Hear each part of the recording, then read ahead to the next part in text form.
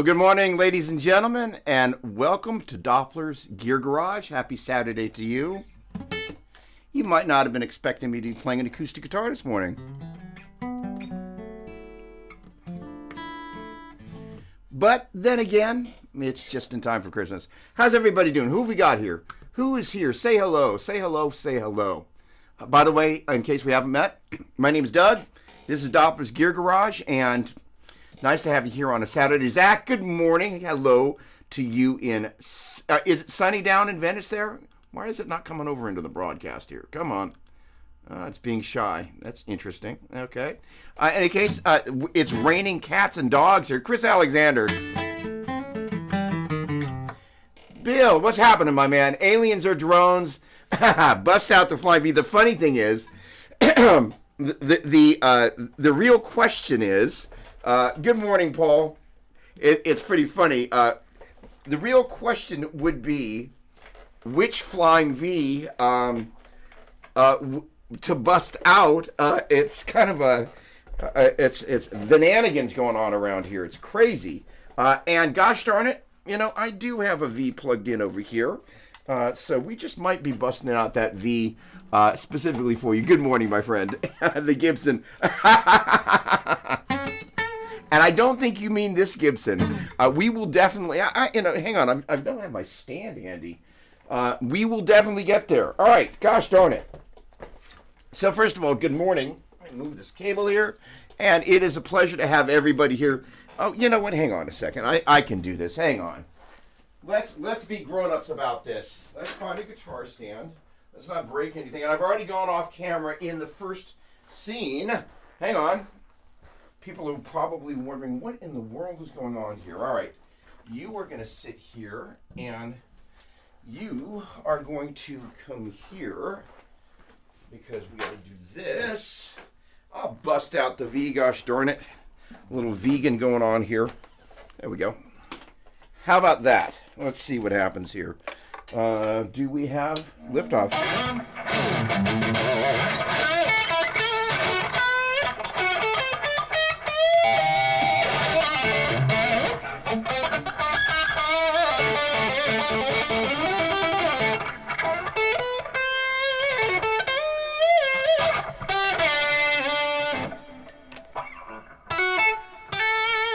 Was the night before Christmas, and all was quiet in the house, except for Doug Doppler's Flying V, rocking neighborhood and the house.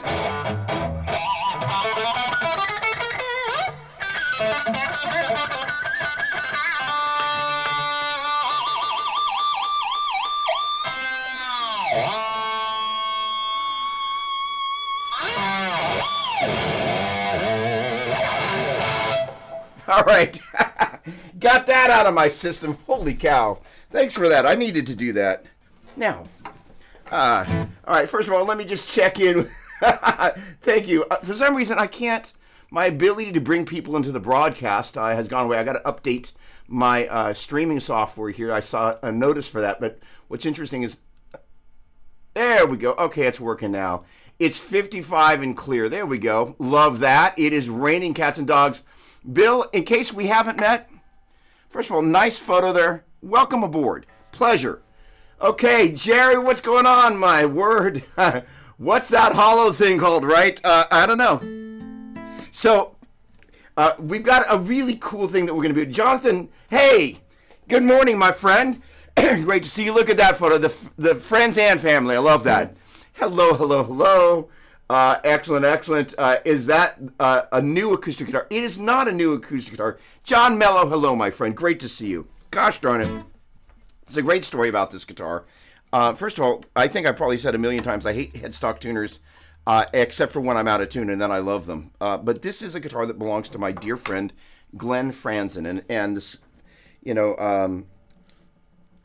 friends who loan you really valuable guitars and gear, there's a certain level of generosity. It's one thing to loan people, your old beater cars, like, sure, put some gas in it when it's done, Doppler. But this guitar was custom made for my dear friend Glenn. He was with Gibson for a long time and retired. And I think he was the Western sales rep or manager. I don't know his exact title, but he was a great guy and really did a great job of taking care of people. But when he was fixing to get on out of here, he had this guitar made in Montana. I believe this is a J35. And it is, hey, what's going on, Brian? Welcome aboard. Buenos dias, amigo. ¿Cómo está? Guatemala. Bien, bien. Bienvenidos. Entonces, excellent. How many Mesa amps do I have? You know, it's a funny thing. I've never counted, and some of them are on loan. Jim Wagner, the man who makes many splendid pickups. Great to see you, my friend. Look at that guitar. That's a fool's guitar. That's an inside joke for those of you who don't know. It's a fool's guitar. Made famous by somebody famous. And I think it now belongs to Todd Rundgren. So in any case, listen to the evenness of the strings.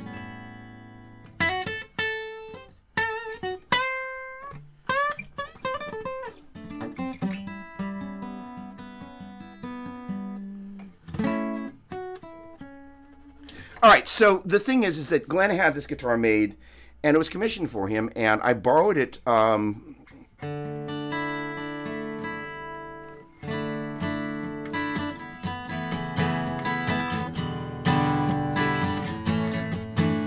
to record some of the acoustic guitars for one of the songs I'm working on for this vocal album. And he said, hang on to it, and then he knows that I've fallen in love with it, and he was like, you know what, I want you to have it. Pay me when you can pay me. Just hang on until then, which is just an exceedingly kind act of generosity.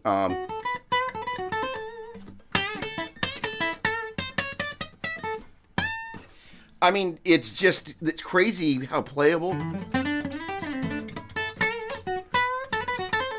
And it's got all this stuff.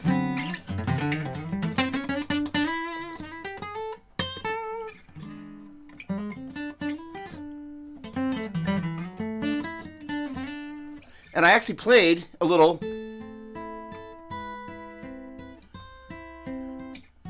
at this little acoustic gig that I do. All right, hang on a second. I got more people in the house.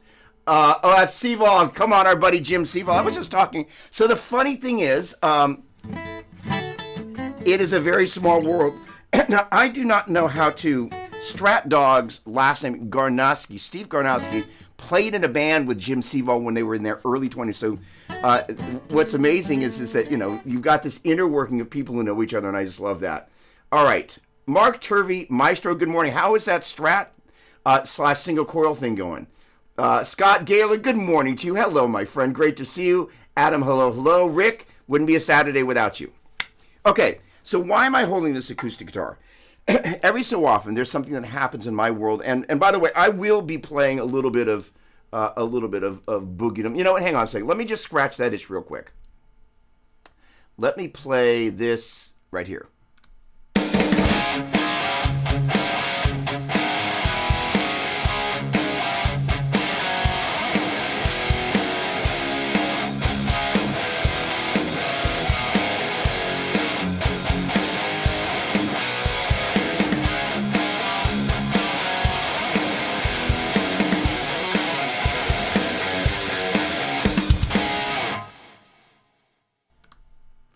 Now that we got that out of our system, that is obviously the brand new Mark II C+, which I am bonding with on a level that words really can't describe. For those of you that kind of came up in that 80s era, you know, holy cow. And the funny thing is, I don't normally play EMGs, but gosh darn, the 81-85 combinations sound great. Imagine that through the front end of that. In any case, what I do want to talk about, Michael, good morning to you. Great to see you. Hello, hello, hello. Scott, thank you so much. Always a pleasure. Look at that photo. That is a very cute photo right there. So the and I've got a hello, Melissa Doppler. We did a few cute photos here and there. All right. One of the things that happens every so often is I have musical epiphanies. Wait a second. Jim, what's going on? Look at you, you rock star. You better get used to being on that size stage because that's going to be your life, my friend. We just got this. Oh, is this a J45? Gosh darn it. I'll learn my Gibson acoustics at some point. Jem, great to see you. By the way, those of you that have not met Jem, he, first of all, is a dear friend and a sick guitar player. Currently residing just outside of Detroit. Was a cold, snowy night in Detroit. Not a sound could be heard besides the gunfire.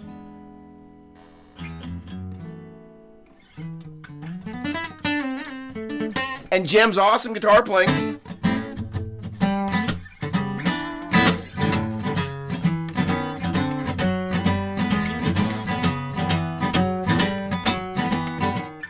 It's going to be one of those Saturdays. All right. So here's the thing: is every so often there will be something that will happen where I'll have a musical epiphany. And the funny thing is, Jem was around for the first one of these, so I've never been really a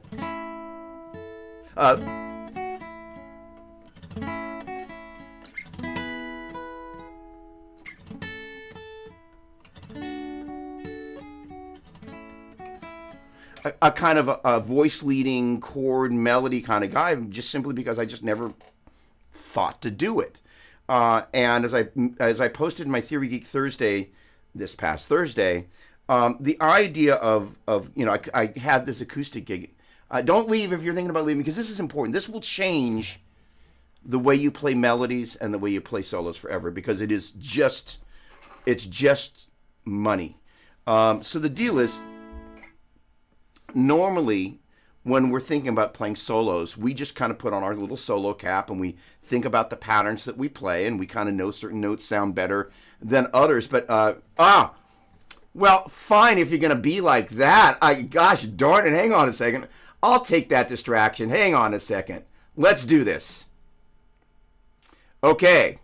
So those of you that are new here, this is one of my favorite traditions. By the way, welcome aboard. This is kind of like a little Saturday morning fam. There's often some very nice side kind of chat going on there in said chat. In any case, an important part of the show is Raise Them Up. Salutations to you, your family, your holiday season, your guitar playing. May there be many new guitars and amps and maybe even a Mark II C Plus in your world. And, may there be lots of holiday cheer, because you know what? There's some people that are mighty pissed off right now, and we need to kind of raise up on the good vibe. So I'm going to raise them up here. Here is to you and yours. Do me a favor, like we always do. Let me know where it is that you're raising up from and what it is that you're raising up. Something tells me there's a guy out there drinking sweet tea. I think I've learned a thing or two by now. All right, so here's the deal. I am a theory geek fanatic. But, ultimately, when I'm kind of playing whatever it is that I'm playing, I'm not really thinking anything other than kind of, where the fingers go. But if I need to access that, and I will quote the one and only Steve Vai. Back when I was a wee lad, I was attending GIT, and I would have been about 19 or 20, and I went down there. Share storytelling time. Here we go. Welcome to Uncle Doug's house, So most of you probably know I spent 3.5 years in high school studying with this guy, Joe Satriani. And when I went down to Los Angeles, and I've still got the little piece of paper, he wrote down this guy, Steve's phone number. And so I got down there and I called up the Steve guy, and he said, oh yeah, I've got a gig at Music Machine. And so I went down to the Music Machine and I met this young guy named Steve, who was 24 at the time. And he had this bass player named Stu. You might have heard of him. Chris Frazier, who's now in Foreigner, was playing. And Tommy Mars, who used to be in Zappa's band. Absolutely one of the most insane keyboardists and quite a personality for the Zappa folks out there. In any case, it's kind of this first time meeting Steve and Stu.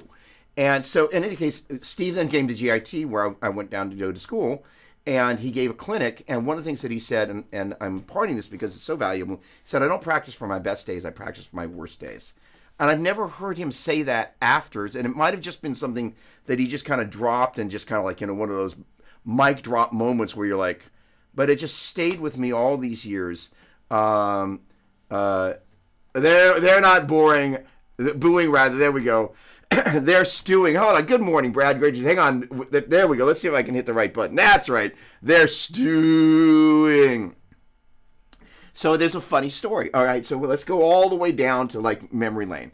So that clinic, there's a cassette that I ended up with.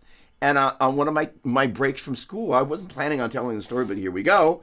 I come back up and I've got the cassette. And I was like, oh, man, you got to hear the bass player. And Joe was like, oh, okay. And I put on the bass solo. He's like, that guy's really good. Just saying. As a matter of fact, as long as we're going to go all the flipping way down there, 1987 Chicago NAMM show, I was demoing for Schoen Guitars. Neil Sean, Jose, what's going on, my man? Great to see you. Hello, hello, hello. There we go. There we go. Right, Lou Allen. And we saw each other at the Stu Ham show. Gotta love that. That was Stu and not Al. Or was it Al? No, it was Stu. I got that confused the other day. Okay, hang on a second. There we go. Come on. All right, excellent. Tom Atkins, great to see you. Hello, hello, hello, my friend. We're in the new gold. Everything old is new again, or everything new was old once, or something. I don't know. So the thing that Steve said, though, that whole thing about practicing for your worst day really stuck with me, because it was really kind of like, you know what it's like to pick up the guitar sometimes and you just got nothing. You're like, okay, the practice that goes into that is really important. So that is to say, there are times when I'm just playing. Most of the time, what we're looking for is a reaction, right? We don't want it, for most of us, for it to be cerebral. We want it to be this thing. So how do we go from playing the patterns that we play, kind of knowing that we kind of know where to land and we understand certain, over the one chord, right? Okay, we kind of know to go to that note. We know the shape, and we know the sound, and we know. And as I look at this, and as I'm playing flat 3 to natural 3, 1 flat 7, 5 flat 5, 4 flat 5 5, flat 7 7, 1. In the back of my mind, as long as I don't have to talk about it while I'm playing it at the same time, I have a pretty good idea when I need to track that. And if I'm thinking about it, I'm thinking that that's the 6, because I kind of know that's the 6, right? So the point being is that if you can have a little bit of that information happening in the background, so let's say we're going to go to the 4 chord.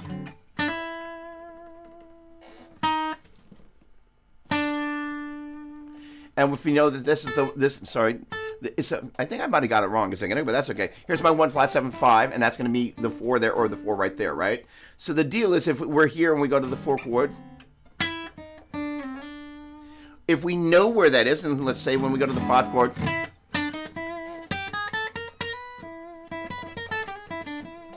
then we're all of a sudden able to use this a little bit more intelligently. The funny thing is, I don't think I've ever done what I did right there. That is to say, I targeted. That I do all the time. That is to say, I'm kind of working the minor pentatonic. And I'm working that 5. Right, in the same way that I did this. That kind of flat 3 to the natural 3. Deal over the 5. But I don't think I've ever done it until I did it thanks to you. So that's going into the repertoire. So the deal is, if you're able to kind of access that stuff in real time, you're just not playing the same old flipping, boring. And I'm not saying that about you. It's like stinky guy, It's just like we have a tendency, if we're not careful, to kind of fall into the repetitive patterns, which has a great thing about it, because we got something to play when we don't have something to play. But the other thing is, ultimately, my personal goal, and I would love that for you as one of the things, potentially, is the idea is when you pick up the guitar, it's actually not what can I play that I've done a million times. What can I play that I haven't played? And so it also means that what we're thinking really matters. So the thing that happened this week that was such an epiphany for me, because usually I'm thinking, hey, if I'm in the key of A major, the major scale, 2 holes and a half, 3 holes and a half is an A hold to B, hold to C sharp, half to D, hold to E, hold to F sharp, hold to G sharp, half to A. I've gotten pretty good with the note names because I want to know those things. I need to think about the 1, 3, and 5. That's A, C sharp, and E. That means if I know that that's chords 1, 3, 5, I guess that's an A, C sharp, and E. This is 1, 5, 1, 3, 5, 1, A, E, A, C sharp, E, and A. So if I go to the E chord,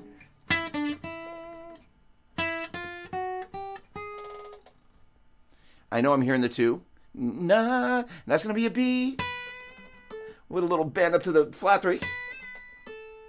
Na, na, no, no, the 5. That's right. So the idea of being able to employ this stuff means that even, because I wouldn't have normally done that if I'm just kind of playing the same crap I normally play. But I'm trying to get to a place with my playing where I can be fluent enough that I can do things. So the funny thing is I got this acoustic gig. And normally what they let me do, and I just love this guitar, they just let me come in and just improvise. So for 2 hours, I come in and play, and I can play anything.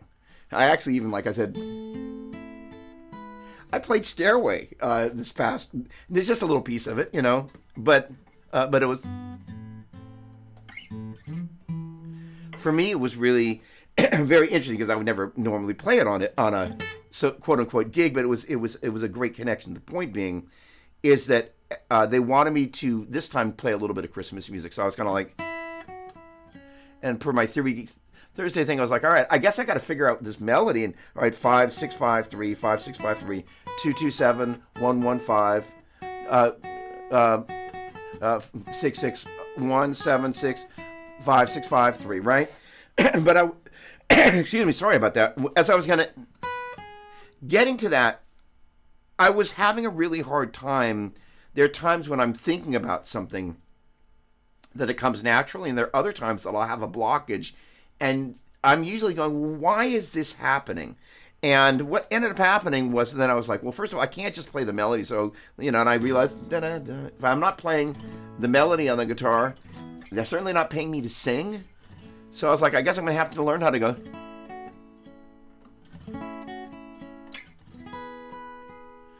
And all of a sudden, when I saw how those notes related it to the chord, not to what I refer to as the tonic mode, that is to say, if we're in the key of A, by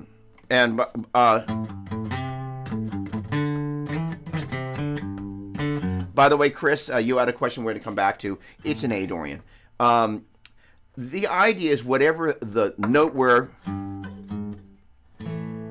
point of resolution is and whatever mode you would play there, in this case, A major. So I have a tendency to think of things about that because there is not only the tonic mode, there's a tonic chord. So that is to say, as soon as it goes,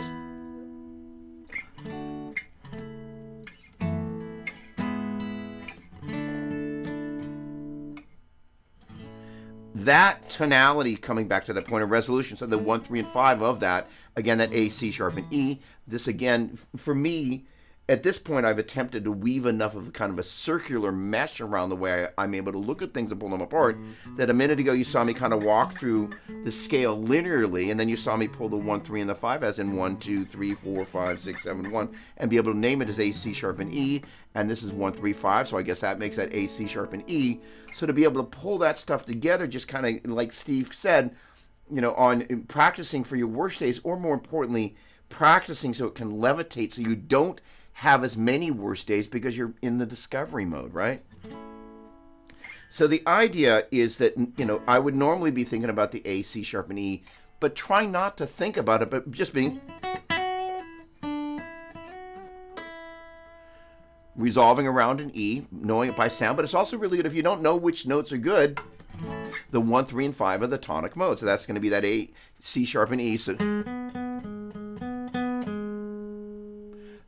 below and above, below and above. Same thing around the 3.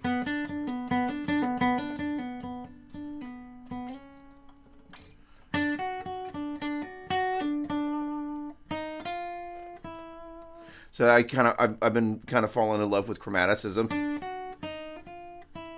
Little contrapuntal motion right there. So that means that you're moving in opposite directions simultaneously. In this case, I'm bringing it in.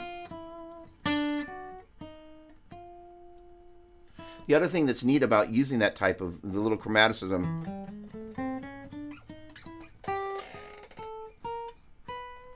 the listener does not necessarily know where you're taking them, but they know that you're kind of, take my hand, let's go somewhere. It's a really great way to engage people such that we're not just playing the same stuff that we normally play. All right, so the deal is those are the notes that I'm normally focusing on. But as I kind of got at trying to think of that as the two, and that is a 1, 2, 3, 4, 5, 6, 7, 1, 2, 3, 4, 5, 6, 7, 1, 2, 2 and 7, 2, 1, 7. There was just something in me that was like, it just wasn't gelling. And then I went, and I'm like, gosh darn it, Doug, that's 1, 5, 1, 3, 5. That's 5, 5, 3, and then 1, 1, 5, 3, 3, 5, sharp 4, because I'm at the 4 chord, 1, 2, 3, 4, sharp 4, 3, 5, 6, 5, 3. But the interesting thing is like, you know, and I kind of did, when I could have had a V8 moment. You may be too young to remember that. It's kind of like where's the beef? As much as that, you know, I'm always aware, like, you know, when you go to this chord, I want to be conscious of the chord tones, but it really hit me how hard that the melody notes are the chord tones. And I was like, duh. I will share it in a future live stream. There's a woman and a guy, I think they're Brazilian, and they did this thing. It's this very visual way where they actually write the chord stacks in music notation. And they do this thing where they weave melodies around the chord tones. So it's not like it's the first time I kind of went, I get it. But the idea is that if you're looking to find great points of resolution and great melody notes, working in your chord shapes and just kind of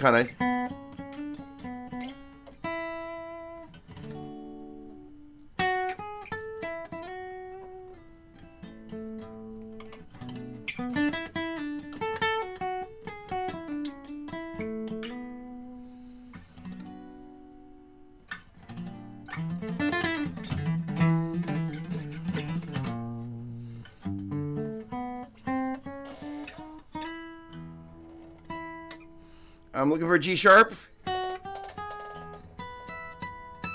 It's where a little bit of theory can help you. I'm like, I know I'm looking for the 3, but I don't know where it is. Here, hold on, you know, because and this is now you're kind of thinking, I know I'm wanting my E, and I know it's going to be a major because it's the 1, 2, 3, 4, 5, as in major, minor, minor, major, major.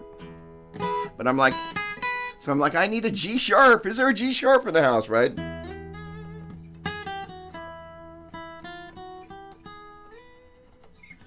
And then, you know, but having that awareness in the background, just like, let's say you're playing blues and you're kind of going, all right, I can go to my D chord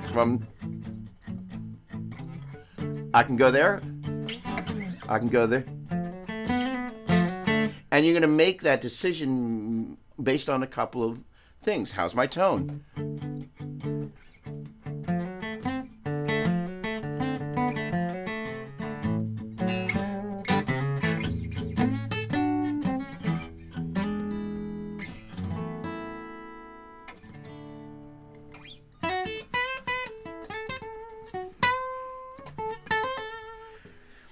But having that little extra bit of information has really helped. The other thing is then kind of going, all right, well, so let me walk you through this. And I did this, if you want to recap it, so you don't have to watch all of this madness, is that it is on the Theory Geek Thursday thing, but I want to walk through kind of in real time, right? So I'm basically at the root there. And by the way, I'm going to keep my eyes open in case anybody, hang on a second. Terry, what's going on? Hello. Brooks Lundy. Oh, the photo's back. Oh, I love it. So I didn't realize that I guess I should have realized that is now your profile picture. So that is that about how you looked when we first met, my friend? By the way, in case y'all haven't met Brooks, he is one of the most talented guitar players, bass players, and has a voice that could make clouds part in the sky on a rainy California day. And he does this thing called Stung. I was absolutely floored the last time I saw him play. Not that I wasn't the previous time, but like he's playing these bass lines and the groove is so in the pocket. Because Sting is a great bass player, but he's singing these lines and I'm like, how is it that it was magical. So Brooks, good morning. Great to see you, my friend. Always a pleasure. All right, Terry, hello. Great to see you, my friend. Been a minute. Hello. All right, awesome. Okay, I'm seeing, let's see here. There we go. I appreciate that. Thank you so much. Thank you very much. The Variax Acoustic 700.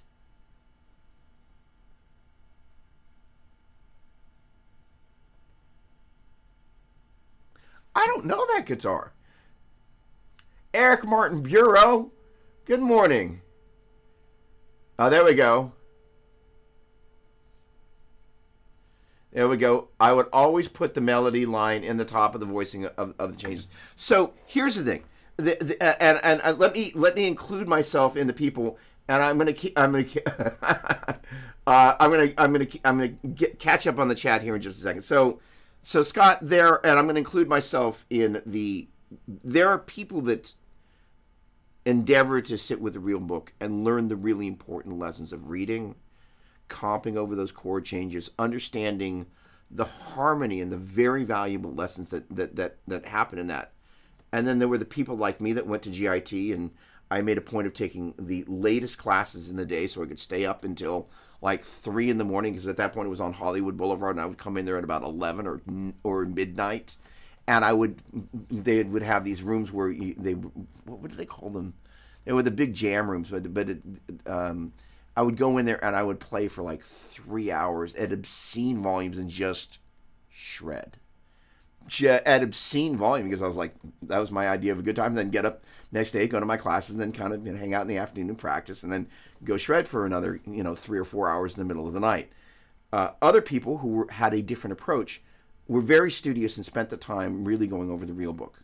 And there's so many great lessons there. So this whole concept for, dare I say, quote unquote, real musicians, that's actually kind of like, they're like, so the funny thing is that it's not lost on me that people who really do this would be like, this is the grade school version of it. But the thing about it is being able to look inside the chords for your average guitar player that kind of goes, hey, I'm just playing pentatonic boxes. Like, that's not where we live, right? And so the heart and soul of that, I'm going to get caught up on the chat in just a second. Hey, Steve. But the idea of being able to go, okay, hey, look, if I can analyze my chord changes, my one chord, that's going to be A, C sharp, and E. So basically, that's my 1, 3, and 5. The 5's on the top, 6, 5, 3, 5, 6, 5, 3. Then this guy, this is 1, 5, 1, 3, 5. By the way, I would strongly encourage you, and the great thing is I was able to do this around very simple chord shapes. That is, say, this little chord right here, right smack in the middle of that chord shape right there. So whether you've necessarily played that little shape before, which, by the way, if you've ever played an F and then get rid of the high E string, you've played it before. So the deal is, then this guy is basically an A shape bar chord. And just in the same way, this is A, E, A, C sharp, E. Guess what? A, C sharp, and E again. If A, C sharp, and E are the 1, 3, 5, A is my 1. There's another A, so I guess that's 1, 1. That's my E. I guess that makes the 5. And guess what? 1 and 5, that's a power chord. We recognize those guys, right? There's the C sharp. There's my 3. Oh, sorry. Oh, sorry.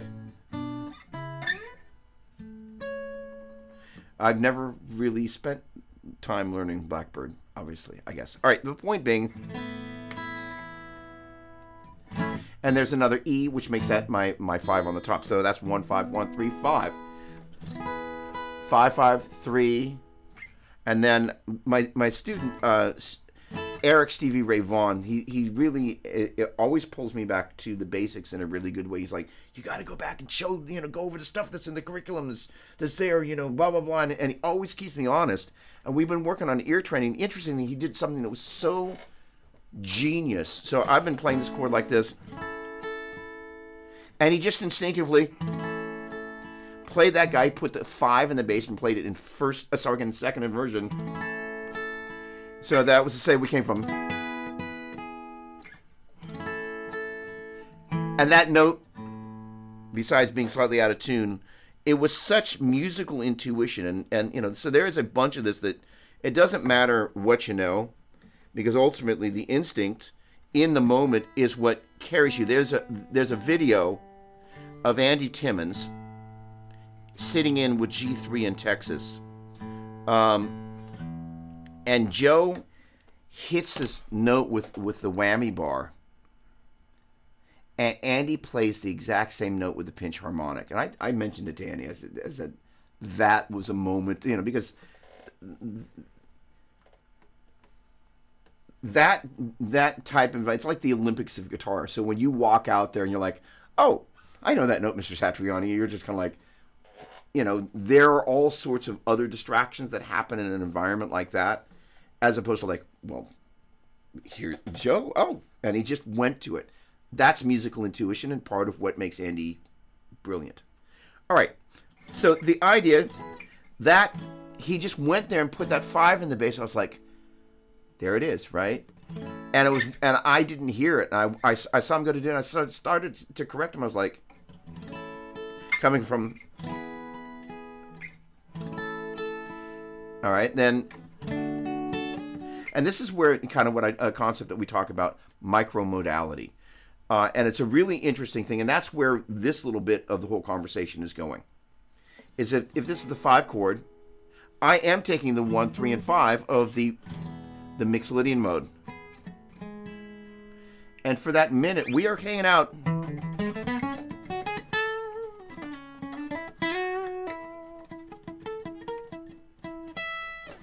in E Mixolydian, and then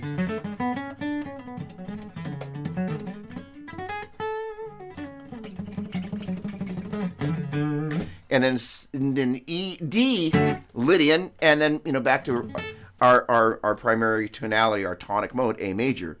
But really, if you're looking to create pretty melodies that really sit or have better resolution around your solos and not kind of play the same patterns and go, all right, well, that time I ended on a good note, and then the other time I ended on a not as good note. That is to say, you could go, let's say our chord goes to here.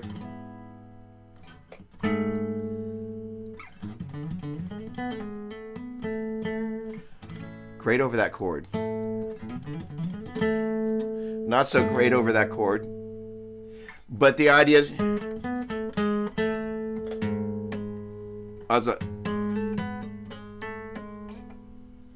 that little moment where I used that tension of that minor ninth and then move to the 3, you can use that for you, but you got to know that it's there. And here's the thing, there are going to be some folks out there who's like, you're speaking gibberish to me. It's a matter of going, hey, there's 7 notes for the most part. Getting familiar with those 7 notes is a help because it allows us to see where chords, melodies, and scale, and more importantly, the ability to use them to make life musically easier. Ultimately, when you pick up the instrument in some wacky key like B flat,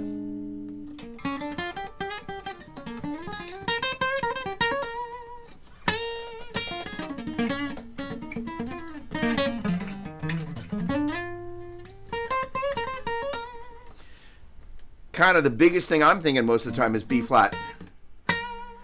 But, so the shapes are super important, but being able to augment that is a help.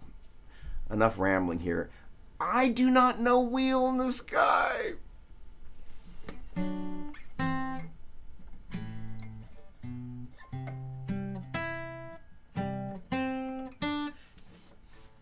No. Sorry, that's one of my... Yeah, and I am a huge Journey fan. I'm sorry. Oh.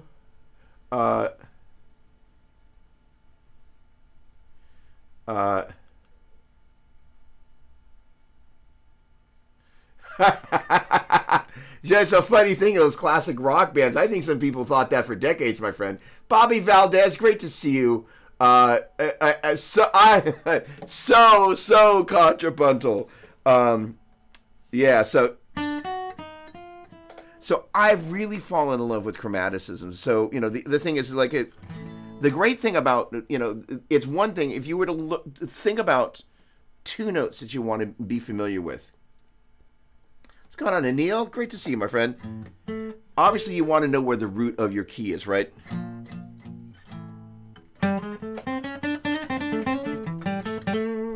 But also, the 5 is really nice because it really sits. It almost is, and the thing about okay.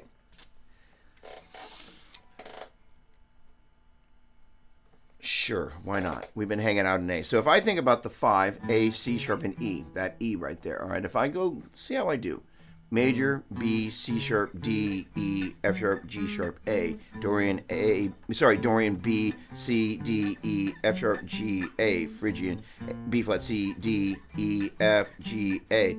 Lydian, B, C sharp, D sharp, E, F sharp, G sharp, A. Mixed Lydian, B, C sharp, D, E, F sharp, G, A. Minor, B, C, D, E, F, G, A. Locrian, B flat, C, D, E flat, F, G, A. Every single one of those modes, with the exception of Locrian, had the natural 5, the E in there. So that is to say, the 1 and the 5, safe. Those are really great notes to know for a number of reasons. The other thing is quite often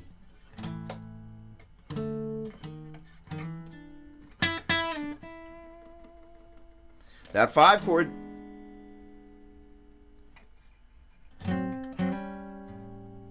sets up the 1. It's in a lot of different chord progressions. So if you can make your way,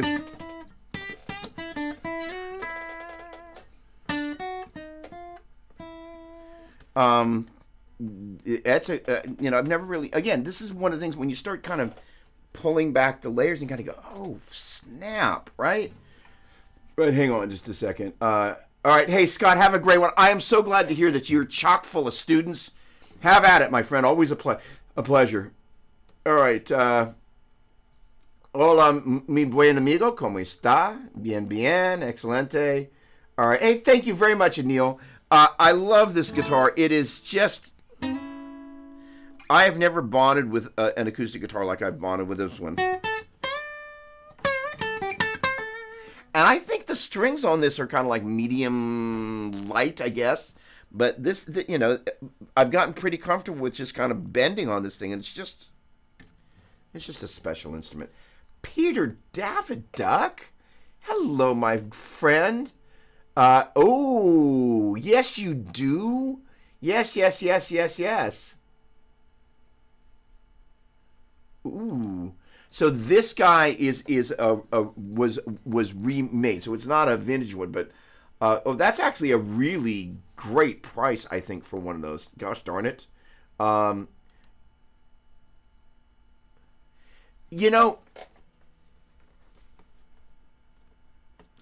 It's a funny thing.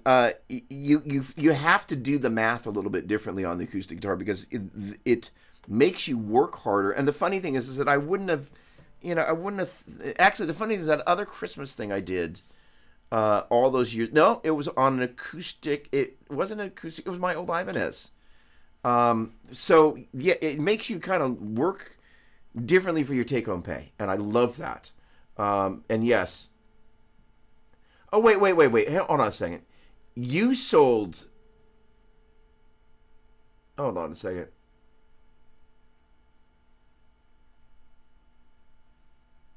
Whoa! Oh, that's awesome. Oh, there we go. Come on.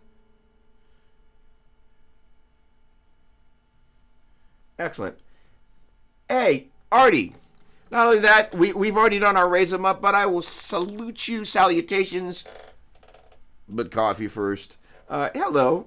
Schiller Park. I love Illinois.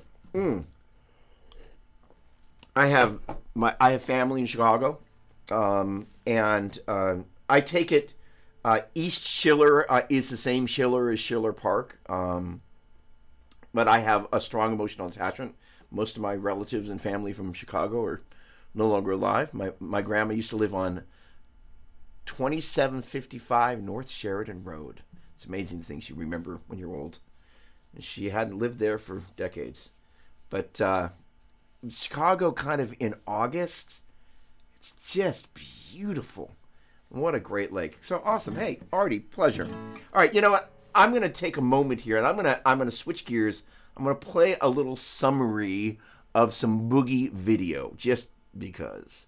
And then because I know there must be a couple of people that I might have met in Boogie World. By the way, regardless of where I met you, thanks for hanging out. I absolutely want to engage questions. So if you got questions, I don't unfortunately do great with requests. judging by my inability to kind of get wheel in the sky, which is really kind of funny. So, and I got Chris's questions. We're going to get to that in a minute. But one of the biggest challenges, and I'm gonna challenge you in a good way. Not I'm gonna challenge you. I'm gonna challenge you. Take some of these Christmas melodies, and try and bring them to the instrument. Because what was so funny is, as I went to play these things, I'm pretty good at ear training. I'm not great, I'm pretty good. Another story. Somebody said they like when I tell stories, so I'm going there. I was at the NAMM show, I don't know, 30 years ago. And I was at the Diesel booth with Peter Stapfer and Peter Diesel and Bumblefoot. And it was probably the first time that I'd met Bumblefoot. And he was there playing at the Diesel booth. And there was this poor guy somewhere across the hall who was just... And we all go through this because I remember my 7th grade version of me. I have these 3 14-year-old students and one 15-year-old. They make me, my early me, it's embarrassing. I kind of every so often I go, if you only knew. But he was imitating the out of tune pulled chords.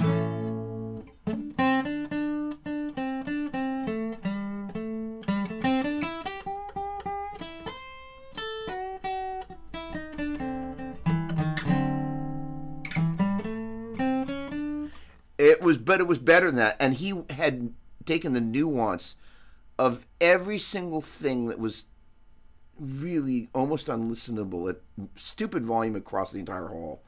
And obviously the guy was having a great time, so more power to him. But it was not good. And Bumblefoot, in a non-mockery way, really, I could get into trouble for saying, but it was just, he just did it out of pure instinct. And I was like, I can't believe his ability to just pick sound up out of the air. And so this is my point. The Christmas melodies, they're not necessarily the sorts of melodies, that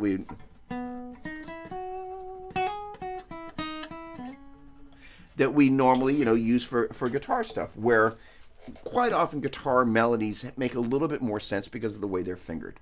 In fact, they're using the same notes. We've talked about this before. So the deal is, before I jump to the boogie clip, basically there's your 1, 3, 4, 5 of the 1 chord here. We go to the 4. That's the 3. Let's start 3, 2, 1, and this is the 6 of the 5 chord, flat 7, and the 5. The 1, 2, 3 of the 1 chord. That's the octave, 7, 6, and then the octave. 5, 5, 1, 5, 5. We're at E. That's going to be, what is that, a 6? Yeah, that's a 6. What he's doing,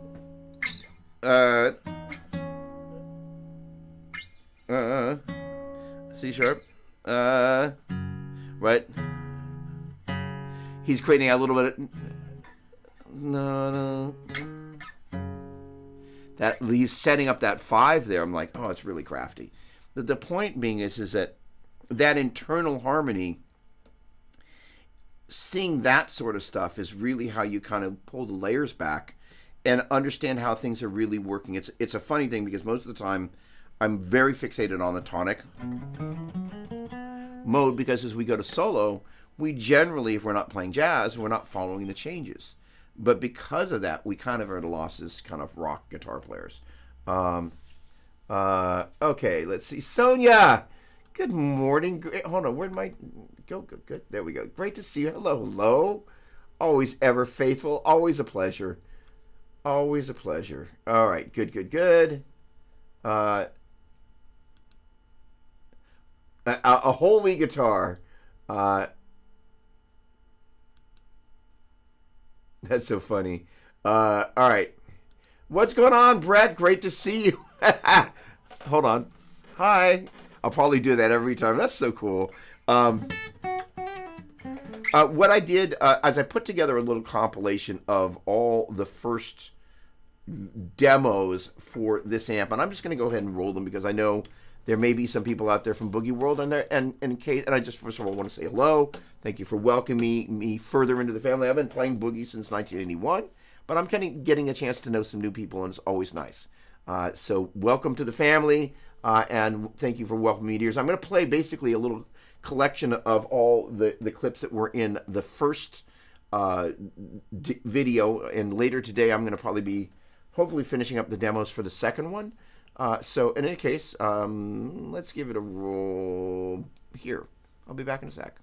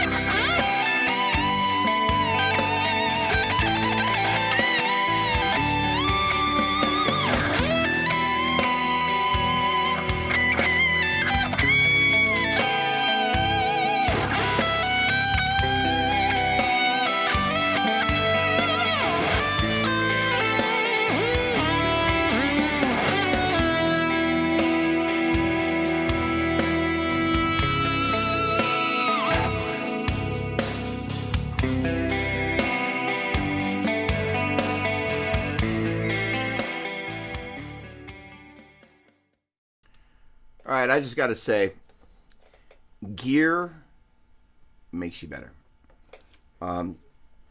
Just have to say it. It's an amazing thing to have the opportunity to sit with a piece of gear that is that diverse, and at the same time that beckoning. Some amps, and for example, for those of us that have played a tweet, and I saw a couple of comments come in.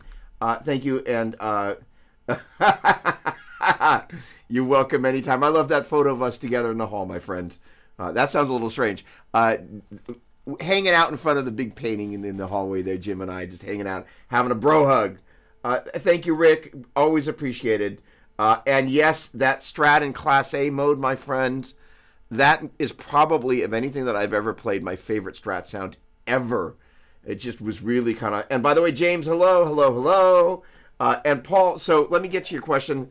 Artie, very, very kind. Thank you. You better be careful what you ask for. You could end up in purgatory. You're like, turn it off. Oh, sorry, I didn't mean that. That didn't quite come out like I meant. I didn't mean you were going to purgatory. Sorry. Gosh darn it. Well, every so often you just step in it. Let me rephrase. Backwards. Artie, careful what you wish for. You never know. Just like you might be oversaturated and kind of go, I'm really sick of that guy. Okay. No foul on the play, hopefully. You know my heart. Thank you. And I know yours. Okay, so here's the thing. Paul, you asked a really great question. So much of the time... Really, Doug. I'm not even going to say anymore. All right. Artie, my apologies. Thank you very much. So, Paul, the idea is that I'm so fixated on the tonic mode, because if you think about, hey, if our that 5 chord is coming from taking the 1, 2, 3, 4, 5th tone of the major scale and taking its 1st, 3rd, and 5th notes. This, I didn't go to the 5 chord. That's the 5 chord. So that right there is right inside there. So that's it's the 5, 7, and the 2 of the 1, 2, 3, 4, 5, 6, 7, 1. But when we think about that,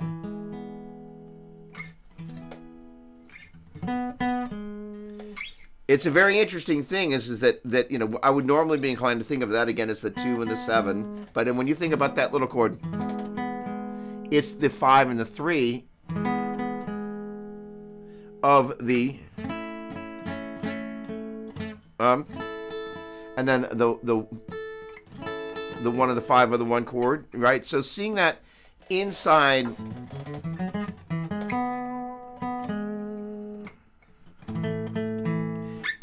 kind of the tonic shape is a help. But I got to tell you that I kind of went, there's a lot more going on here in terms of what the chords are doing in terms of the strength of the melody.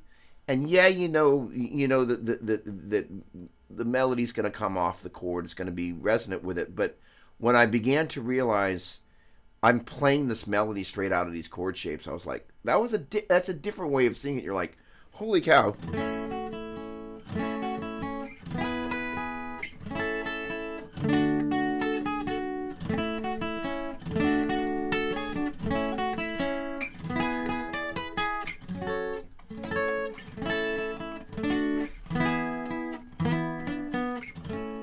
Like, I was like, holy cow.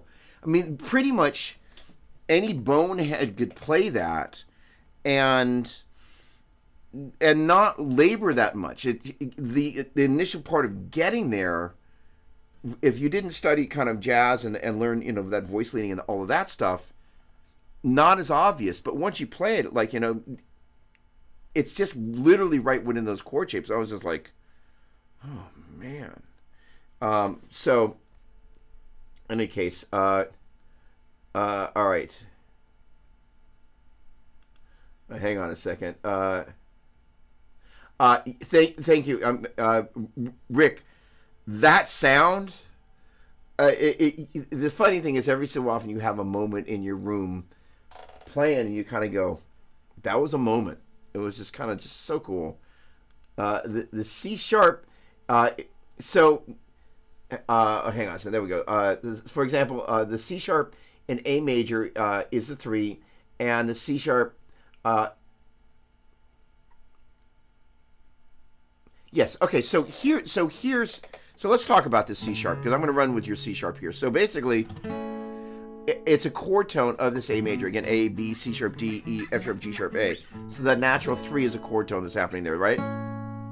So as we look at how it relates to this guy against B Dorian, and let's just say we're in now the Dorian mode. That is to say, anybody that is a little new to the mode thing, Major scale's got 7 notes. You saw me kind of play.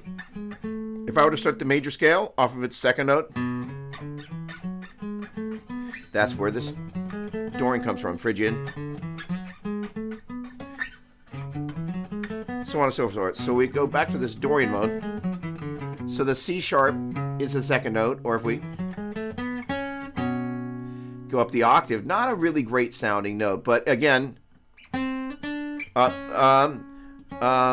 am I trying to do? I'm trying to go right. Oh, I'm right. But we can leverage that. It's also nice sometimes to do a little pivot, a little pedal, I should say.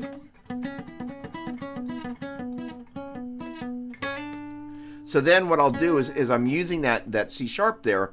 I know it's again, it's the 2 of the Dorian mode there, right? So that is to say, it's harmonious there. Not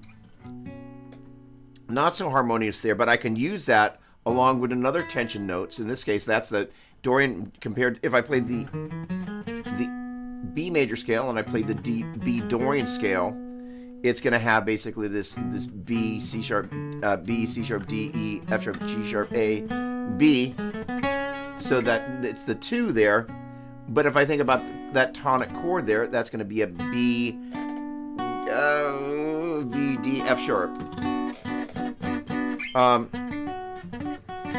And then, so, and I can approach from that C sharp and then go to the E and come down to that D. So I can make that work. Now, you also might mean, it's like, hey, let's say our chord progression goes to the 2 chord. So over that 2 chord, that C sharp, that is a,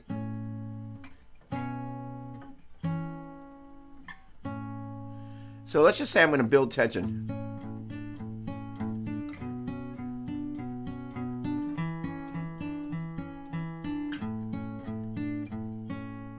Or I'm going to go.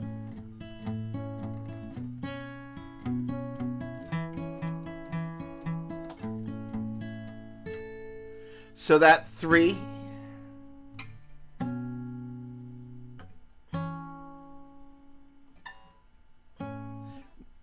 to what I think is the heart of your question is like, we can use it knowing that it's not going to be super pretty everywhere. And generally, that's how I operate. But as I kind of did this other thing there, I kind of went, not maybe, I'm obviously missing a big part of the pajama party here, right? I'm gonna like, I'm so busy, I'm like, got my tux on, I'm like, oh, this is great, all this music theory. But right in front of me was like, hold on. I'm like, really? Like, holy cow, it's in the chord. And I kind of started messing with another bunch of other Christmas songs, and I'm like, they're all in the chord shapes. I was like, I don't know about you, but, every so often you have a moment, it's like, you just kind of go, really? How did I miss that? All right, hang on a second. There we go. It came out without the filter, and I'm like, what are you saying? The intended meaning, I am gonna just kind of gonna waffle here, was that if you had the misfortune, which you're not going to, of ending up in purgatory and you can't change the music. So sorry, there is context to the thought inside my head. So now I have to go all the way down there. So purgatory, of course, is this place where you go there, and it's just, you actually haven't ended up in hell yet. It's kind of like, it's like, it's going to be bad, but it's actually, it's before it really gets really bad, right? The heat's not all the way up on 24/7, but they're just, in my mind, purgatory is a place where all they do is play crap music all day long. So it's almost worse. Like, just give me the fire. I don't want to just sit here and listen to the same flipping song over and over. Figure out that song that you just hate. Maybe it's a Kenny Loggins song, maybe Air Supply, unless, you secretly pine away over that old love, little Air Supply. The point being is just like, oh, holy cow. In any case, thank you for your good nature there. There we go. Thank you. My brother, thank you. Holy cow, how awkward. I'm so sorry, Artie. It was well intended. Dr. Phil, what's going on, my man? Laundry day, folding laundry. I'm tuning in. I love that. Laundry day, fold those clothes. right away. Sorry, what a lunatic. Oh, there we go. Hold on. Okay. Okay, so here is an interesting part about this, and first of all, hello. I don't recognize your profile. It's not your avatar. Hello and welcome. So here's an interesting thing. So first of all, whatever works is great, because the thing is, my buddy, I play in a band. We're kind of a band. We get together. I pay everybody lots of money. And then we go apart, and then we get back together again, and kind of that's how it works. The keyboardist plays in Leonard Skinner. He's great. He lives in Nashville, and believe it or not, he's a Nashville numbers guy. So basically, everything kind of lives around, no matter what the tonal center is, that's the one. It doesn't think of, if we're playing in Dorian, it doesn't think of that as, he will, if I say, the 2 chord, that's great. But if, let's say we're in major, and you'll say flat 7 major. And, I would think of that as basically the 4 chord if I'm in A mixed linear, right? So the deal is, there are lots of different ways. So I'm going to say, for me, where the designation of the sharps and the flats becomes valuable, and this is not said to be confrontational. So let me be really clear, because it's always very interesting. First of all, whatever works. Fact. So the reason I find value in the sharps and the flats is that very early on in my existence, and again, this is said, again, not to be confrontational, but to be questionable. Because I always love it when people kind of go, Doug, what do are you sure for you this is the best way? So the thing is, this little guy,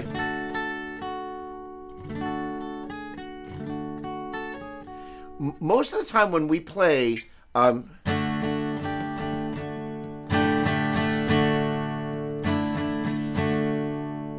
sus4, we just do it intuitively. If I don't know that the Lydian mode has a sharp 4, I don't necessarily know why I've got to play that note right there coming over that 4 chord, and that little bit of designation is important. But dialing back the clock for me, when I was about that tall, 1 2 3 1 2 flat 3, so that designation of being able to label that minor third, 1 3 1 minor third, is something that just kind of like literally since the moment I learned to label pitch with numbers and or note names. But here's the other reason that I would suggest considering adding the flats and the sharps as you do that. And again, whatever's working, go for it. When we think about the note names the way we would write it, if we think about the notes being A, B, C sharp, and A, B, C, well, we lowered our C sharp to a C, so doesn't that mean that we lowered our natural 3 to a flat 3? So there's this one-to-one relationship that's happening in the background, and for me, that makes the universe a little bit more ordered. Now, here's the thing: is that my guess is you're saying, well, I already know that's happening in the background, and it's just easier to think of it as whatever it. I know it well enough to know, yeah, that stuff's happening in the background. And generally speaking, if I say to let's say my buddy Peter, add the 9. I don't have to say, let's say we're in Phrygian.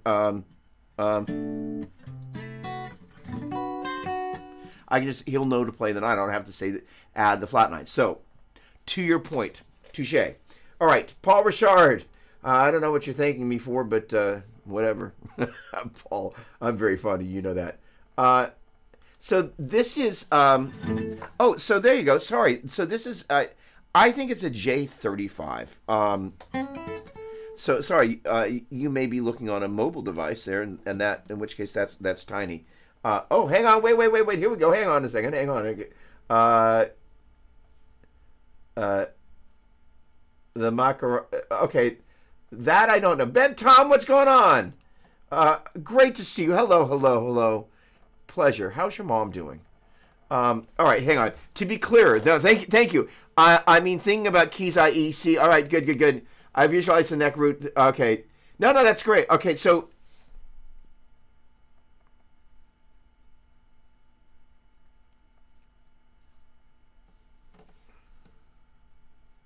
So okay, so right.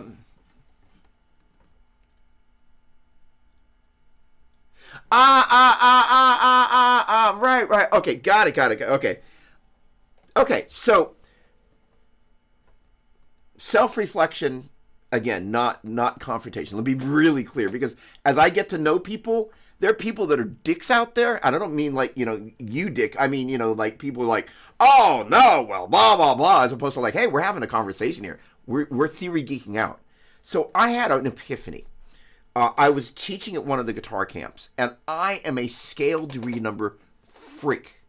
So, like, you're speaking my love language. But what ended up happening is kind of one day I kind of went, I purposely was kind of like not, in other words, as I think about scale degree numbers, that's just kind of where my brain lives, because, for example, if we're in the G Dorian mode, or the A Dorian mode, or the B Dorian mode, or the C sharp Dorian mode, the 1, 2, flat 3, 4, 5, 6, flat 7, 1, are the 1, 2, flat 3, 4, 5, 6, flat 7, 1. I couldn't agree with you more, because ultimately we're hearing. Your average musician does not know that this is starting with G and that this is starting at A or B flat. It sounded like a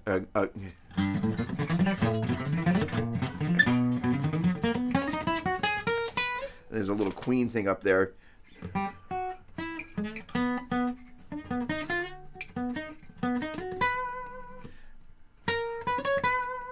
All right, so the point being is that the numbers are absolutely closer harmonically to what we're hearing.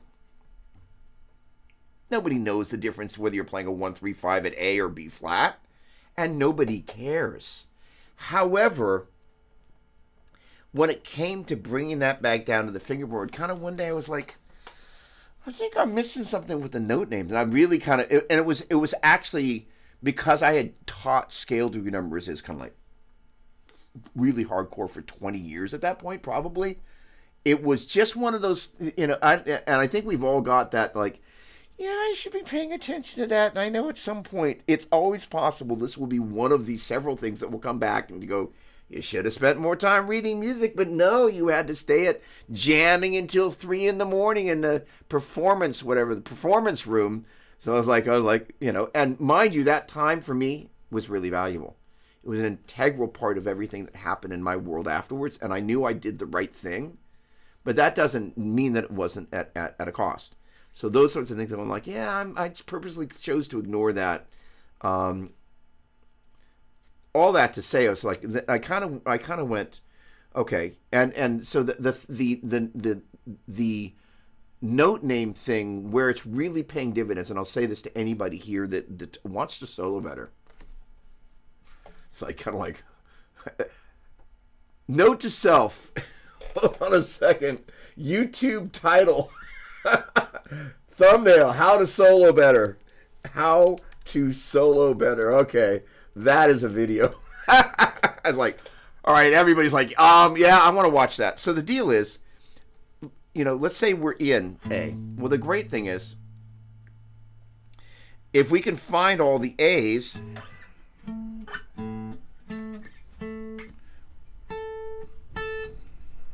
so I'm going to walk up the,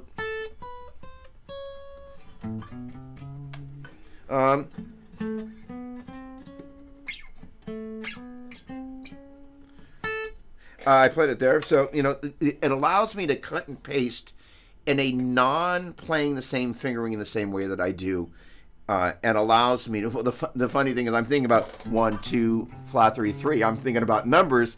So this is the interesting thing. So this is where the hybrid model of this come from, is I'm basically cutting and pasting this 1, 2, flat 3, 3, anywhere I can find an A, 1, 2, flat 3, 3.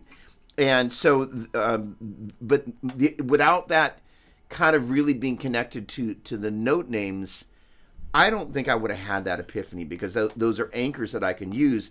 And why that's particularly valuable for me is I kind of did this thing, kind of where normally I would kind of, that is, say we're in with A blues or A major, when I go to my 5.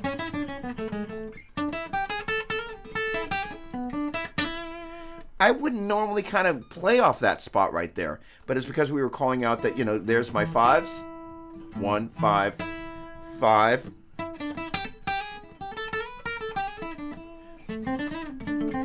That same thing I would do at the 1, but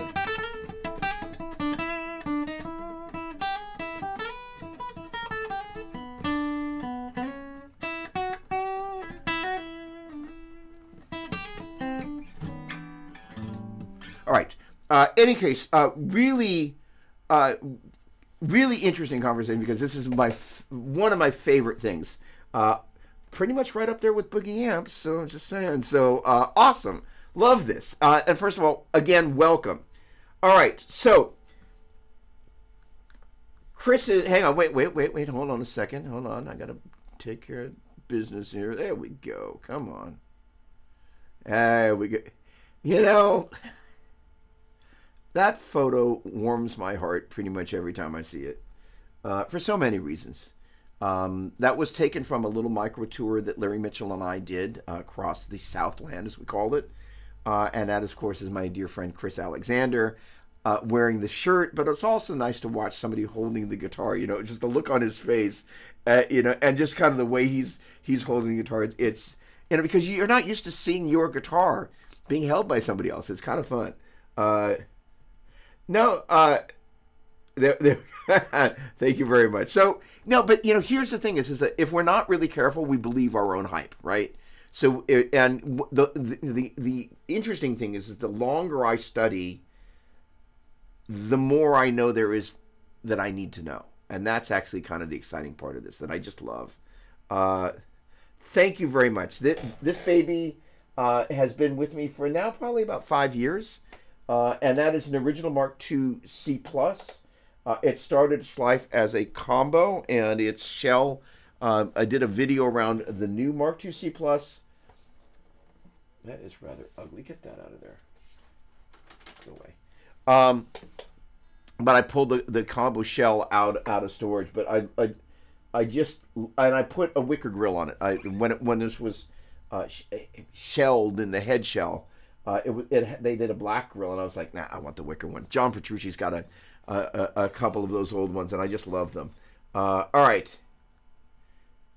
I do not record those, but I will say this. First of all, Jeff... all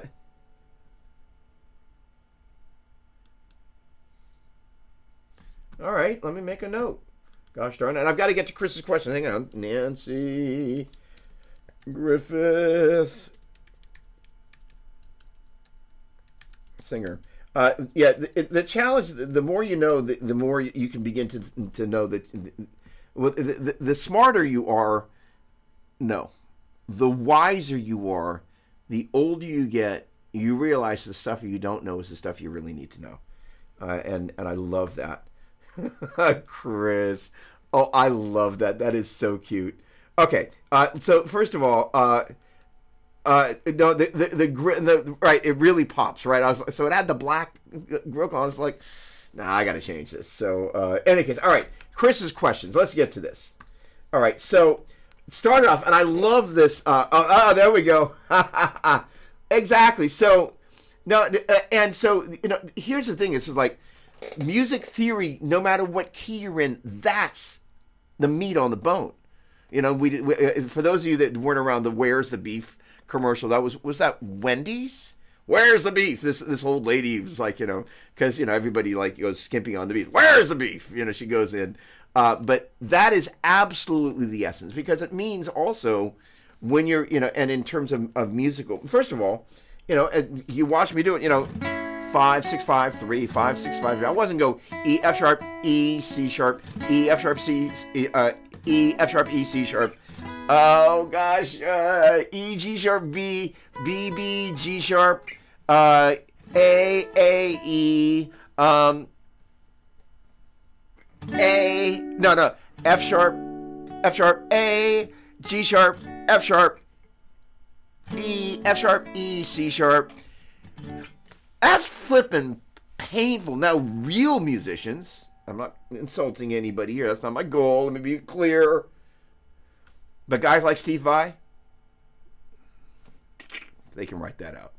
That's the part that I missed when I was wanking at 3 in the morning in the performance room at GIT. But I learned things about guitar and volume in there that were integral to the journey that I've been on. But guys like Steve Vai, the reason he's had the career that he's had is that his ability to transcribe Frank Zappa's music was because he understood that he heard he could hear the harmonic relationship. That's the essence. We hear things in numbers. That's how we categorize things. But then he was able to find the key and chart that. But he is, of course, Steve Vai. No, absolutely.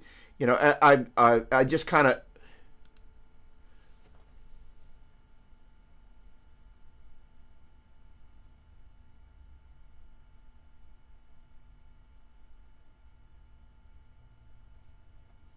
Hold on. Okay. Explain that bit, and again, not much love and respect for Rick Beato. So honor the king. But I'm curious whether you mean. Well, first of all, one of the things that Rick does that I just love, gets his keyboard out, plays a chord, hits the sustain pedal. That is there's the 3, and I'm just like, it's flippin' genius. So yeah, okay. Oh, got it. So here's an interesting. So I'm again, if you begin to understand, and again, I'm not being combative. So we're engaging here. So I'm not going to say that again. First of all, why do people do that, right? So if you're Steve Vai, first of all, the next time I see Steve Vai, I'm going to ask him, do you think of it as scale degree numbers or note names? And so the funny thing is, I got to tell another story here. So I was at one of the early Satriani camps, and I was walking somewhere with Joe, and I was like, blah blah blah, something about scale degree numbers. He said, "Oh, they're just sounds." I was just like. And I was thinking of like, that's not quite how it was in 1979. It's like the modes, and you need to know. So it was an interesting thing. So people who document music notation, because Rick, I think, is a highly skilled music educator, and also, my guess is, can read day and night, read in his sleep, probably sight read really well, and so his ability to just know those. My guess is Steve knows the note names exceedingly well inside and out, as well as the scale degree numbers. But it's a really interesting topic. Well, and so there's the other side of it is like, you listen to Eddie Van Halen, and there were things that Eddie understood about harmonic cadence that he didn't necessarily have to have language. However, the thing about Rick Beato that I love is when you watch him play, I don't know, an Alan Holdsworth solo, and you're like, flippin' A. It's working for you, Rick. It's just like, I watched him pull that out one day. I was like, that's just scary, right? In any case, the ability to make sense of it. And again, we hear things in numbers. We do not hear a flippin' note name. Ugh. Yes. All right, hold on a second. So I tried to analyze the opening riff, Carry On My Wayward Son. So it's an interesting thing, and when part of what the question went on. Oh, right. Okay. All right, buckle up. Here we go. So, there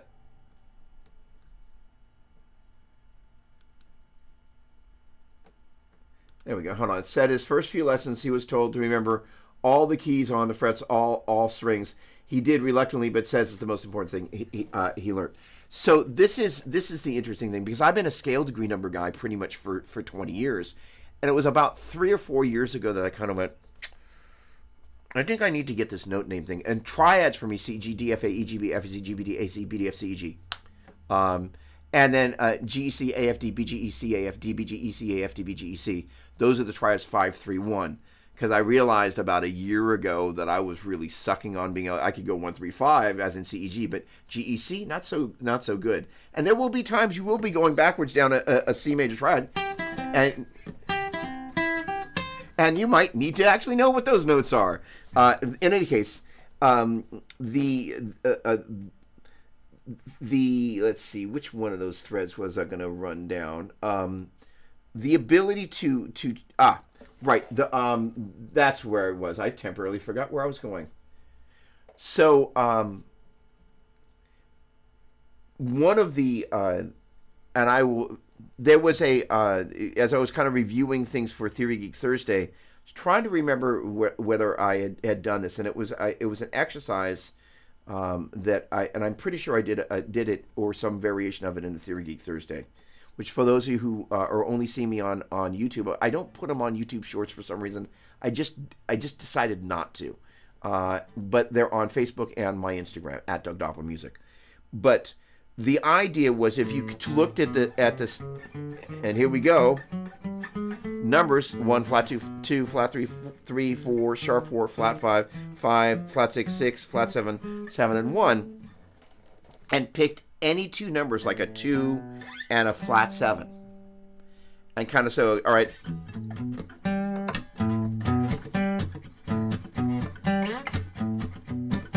So you can go, all right.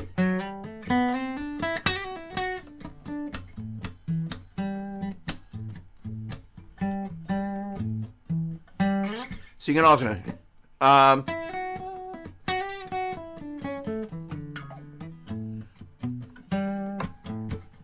did I hit the 5 accidentally? Sorry, my bad. So you got your Jordan. And you got your Mixolydian. Phrygian, because it's got a flat 2, doesn't work, right? And then minor.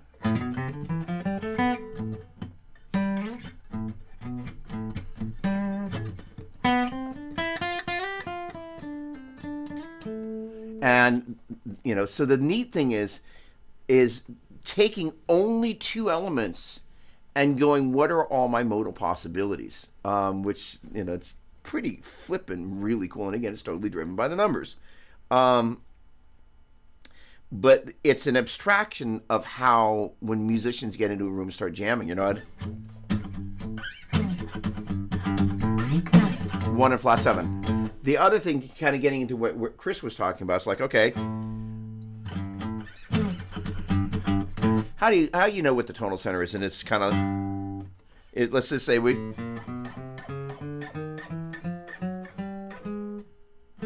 you can kind of tell, oh, we're at home. Okay, right. So,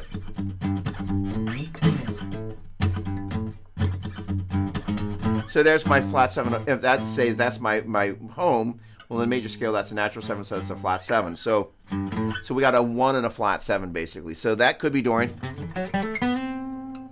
It could also be,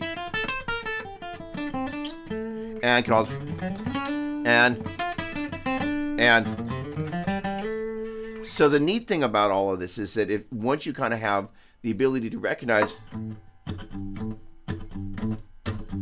so you're then going, all right, we got a 1 and a flat 7. We can tell. I'm going to believe that upper note's the root. Just feels like it. And then I start listening for, is there going to be anywhere they either play a or a? Because if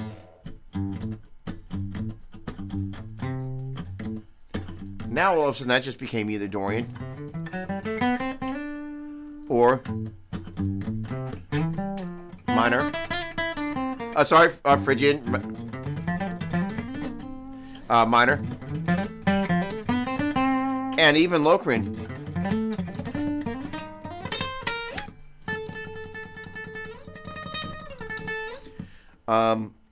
Okay. Oh boy, I went way down the rabbit trail, but this is, love this. Okay. The crazy thing, that's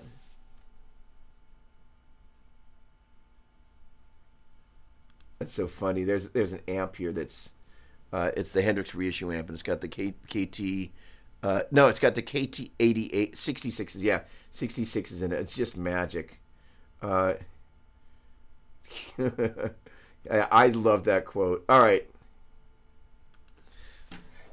There is a great book by my buddy Steve Rosen that I have not had a sleeping moment. I don't get much sleep these days because I'm busy working, but there's a great book by Steve Rosen, who is one of the most renowned interview guys. It's called Tone Chaser. And by the way, it comes in the coolest little box. but he spent a lot of time with those guys in Los Angeles, and just interviewed them, hung out, and just kind of documented some of the most important times in rock and roll. It's a great book. All right. There we go. Come on. All right. I asked Willie Nelson at a meet and greet in Austin what advice he would give you a guitarist, and was expecting, while I was expecting play A minor pentatonic. His response was just 3 words: just keep picking.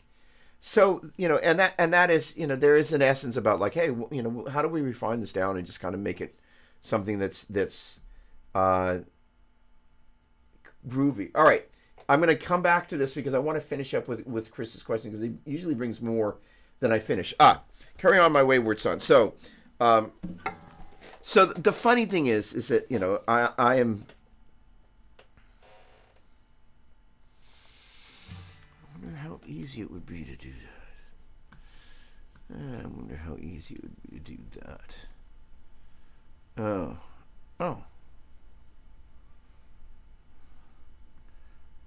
First of all, we got all people watching. Holy cow. Hi. If we haven't met, I'm Doug, by the way. Thanks for tuning in. All right. So, and we're even going crazy on Theory Geek, and you haven't left. I love you.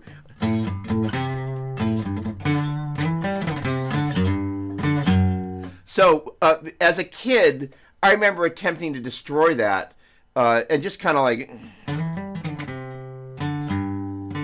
I would have had no idea what that was. So that's 1 flat 7, 1 flat 7, 1 flat 3, 1 flat 7, 1 4, 4 to the 5 flat 7, 5 4 flat 3, 1 flat 7, 1 6, and that is Dorian.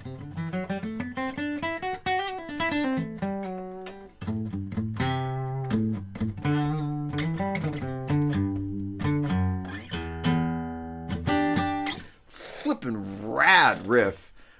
Spencer, hey, there we go. I was missing you. I hope your trip last week went well, reasonably well. All right. So we're talking about songs and all of this. So how you approach. First of all, 99.9% of the time, the root itself is going to make itself really obvious.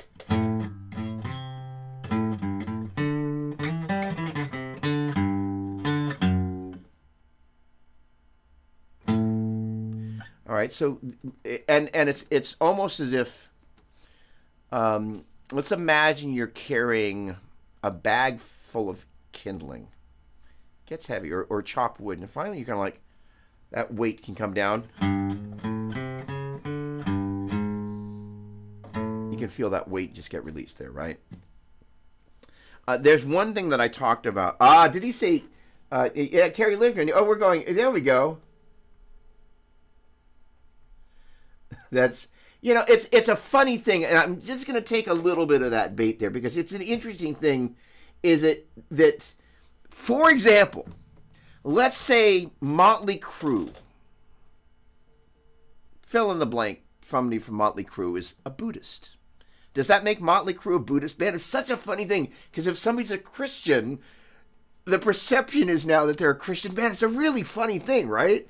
In any case, hold on, Dave LaRue. How do we get to Dave LaRue? Right. So, right, no, and Steve Morse played in Kansas for a minute, as well as Deep Purple. He's not in Deep Purple now, but, that was a great gig for him. Although my favorite Steve Morse was the Ampeg playing, Fender playing, all respect to everything that Steve has done then, but the Telecaster with the 63 Strat neck, that was an era of music that was very special to me. The Dixie Dregs, while they were still Dixie, was a very special thing. All right. Hold on a second. There we go. Thank you so much. Love you too, my friend. Really, very special. Thank you. There we go. We're geeking out on Steve Morse. All right, that's great. All right, so hang on. I had more questions. So hang on a second. How to solo better? I love that. Okay.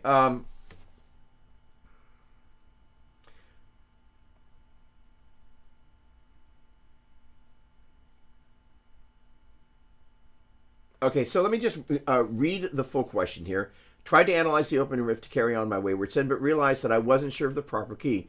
If it is A, which it is, the first notes are the 1 to the flat 7. Yes, it is. If it's G, it is the 2 to the 1. That is absolutely correct. Is there an easy way to figure out a riff's key with very few notes? So this is where this whole kind of thing, what I was doing before, where I was talking about, the 1, 2, and flat 7. When you have that kind of ability to kind of go, okay, well, all the modes with a natural 2, major, all right, we're going to do this. Well, no, I encourage you to do this and pick any 2 numbers, not 1, but any 2 numbers between, well, including 2 through 7. And then start to go, okay, well, I've got a flat 2 and a flat 6. Phrygian, Locrian. So if your chord progression goes...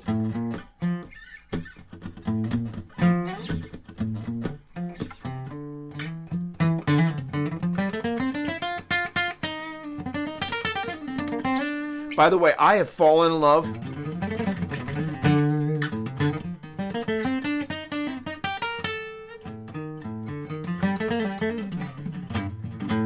with the Locrian mode. It is, and I never thought I would say, oh, I've fallen in love with the Locrian mode, because you think about this chord, and you go, I don't really see.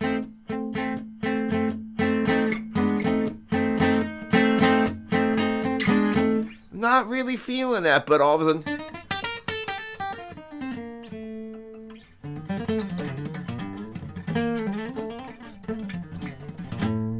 Locrian is to Phrygian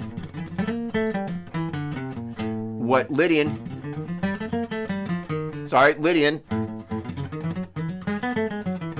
is to major. Once you play Lydian,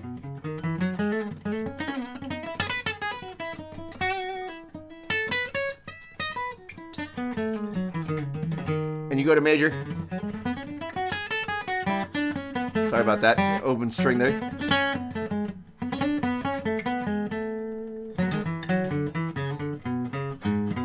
Major, first of all, can be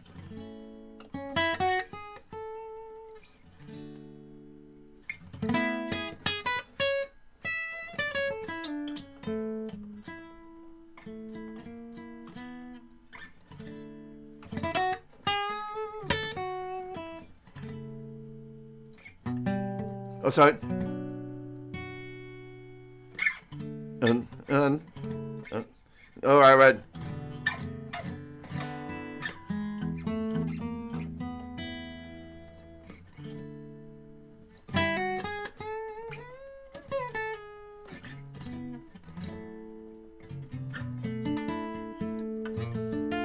right, a little modulation.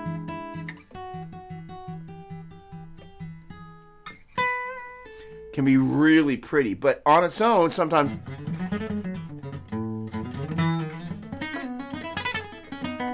without that cadence, I'll take Lydian. Sorry. And the same way.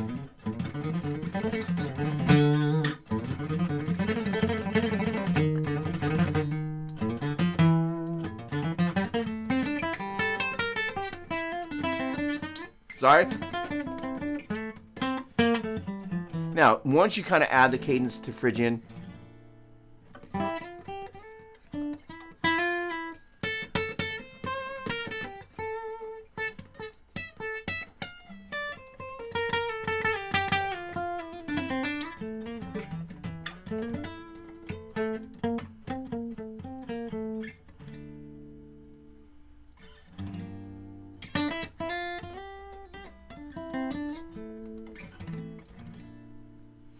but on its own,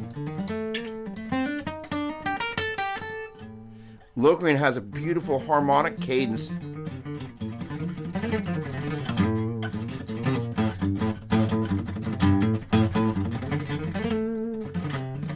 Race with the Devil and Lokrin. All right.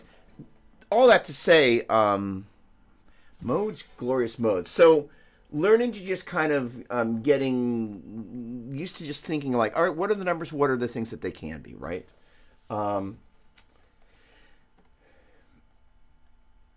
Can the EQ on the Mark IIc be used, placed in the effects loop as a boost? So the deal is, behind me, right there and right there, are two standalone Mesa Boogie EQs. And so just like this EQ right there, they live right after the effects loop. So those are right after the effects loop. So I run those in the effects loop on my Badlander. They just give me a little bit more control. The amp doesn't need it, but it's always nice to have just a little bit extra. Well, for the same reason it's on the Mark series, duh. You know, it's just like, and it works really, really, really well. And it's a great question. And I have not tried the Class A mode with a hollow body, but for all the reasons that you love the Strat, that ES335 right there will sound great there. Well, and this is the whole thing about Lokrin, is it sounds really scary, and yet the thing about Joe and Steve is they've used the Lydian mode to just, you know, to such great use. The interesting thing is I played this chord, and that, by the way, the genius of Joe Satriani.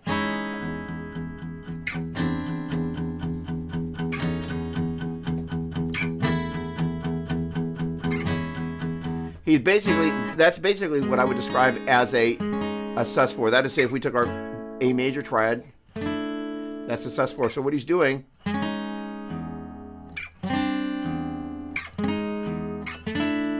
he's basically playing G sharp sus4, G sus4, G sharp sus4, A sus4 over E. First song on Not This Earth, right? His first kind of widely released album. And so the neat thing is when I hear that chord,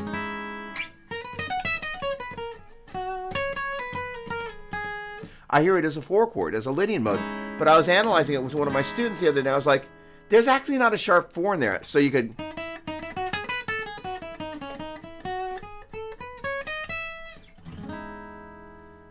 So it's really interesting once you start to see the world through Lydian colored ears. I hear that chord, right? And I would normally go, so there's the sharp 4 / sharp 11 in the second octave.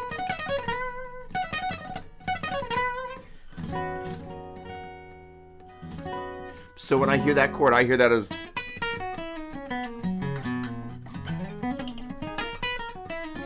it's a 4 chord.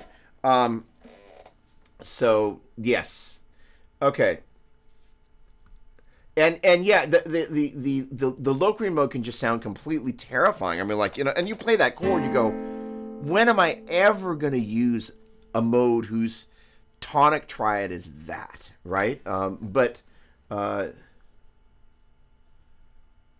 Rush well, no, and you know, it's in. Hold on. If I pull it up, I'm gonna no. There we go. Right. Boom. You know, I don't have time to talk about it today because I need to get set up for my teaching day here. But one of the concepts that we didn't talk about today was rhythmic tension, and I just want to leave you with a little bit of that because it's a fascinating concept.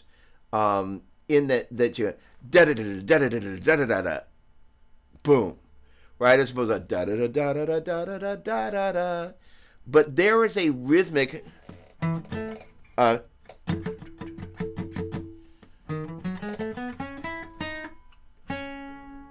So don't because with all the talk about scale degree numbers, I don't want to miss the kind of like, hey, you know, what's happening rhythmically? Are we being as unique with the rhythm as we possibly can? And there's There was something that I was doing, and it was counting where things, because I, oh right, uh, no, I can't hear it.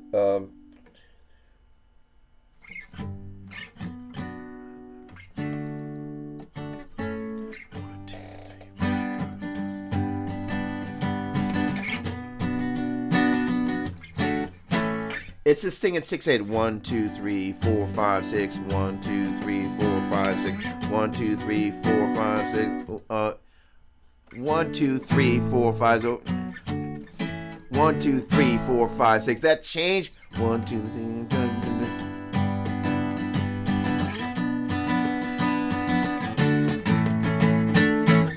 And it's a 1, 2, 3, 4, 5, 6. I had to count that, and this is where just like minding your P's and Q's, and like, right, we talked a lot about the scale degree numbers, which again, which where my heart is. That's how we hear things. We don't hear a C sharp in the key of A. We just hear the 3. We don't know whether it's an A until we know it's an A. By the way, I was thinking about you. I would encourage you to find a couple of specific songs in very specific keys. And I want you to, in this moment, think of one song. I want you to have it come to mind. I want you to hear it in your head. And make a mental note of what that song is. Hear the starting note of that song, ideally. And then when we're done, because we're about to be done in a sec, if you're so inclined, go back and play the song in Apple Music or Amazon or whatever, and hear if you had the right first note. Because then you can use that to always remember. Love to watch her walk.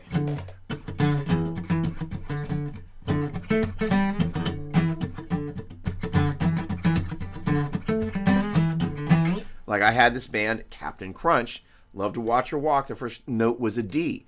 When I hear that song, I can remember that's a D.